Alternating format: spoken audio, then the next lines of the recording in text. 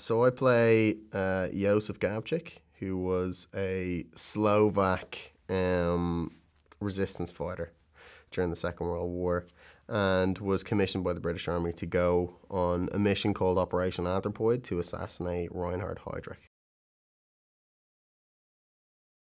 With these characters, it's difficult because there's not a huge amount of available material about Jan Kubiš and Josef Gabčík before Operation Anthropoid.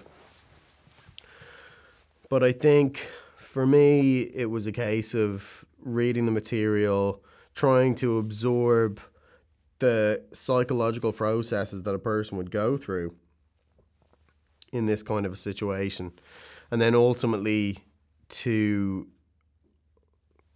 somehow inject as much of the spirit of what Kubiš and Gabčík were trying to do into the character as possible. To put as much of the humanity of it into the character. Let that be the driving force, more than to, you know, find out what they used to eat for breakfast in the 1920s. I think it's more a sense of what's the spirit of what they were trying to do here, and how can we portray that in a character, given these words, given, you know, what these scenes are. If I was in school and I was watching this film, I'd probably take away the idea that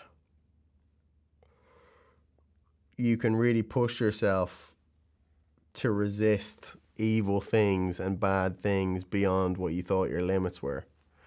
I think that that's an important one. And also that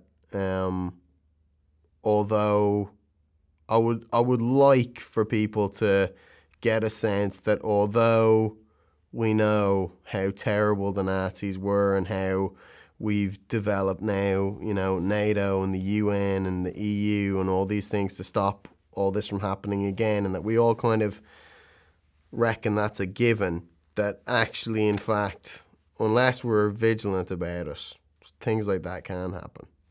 And it's something we need to be aware of.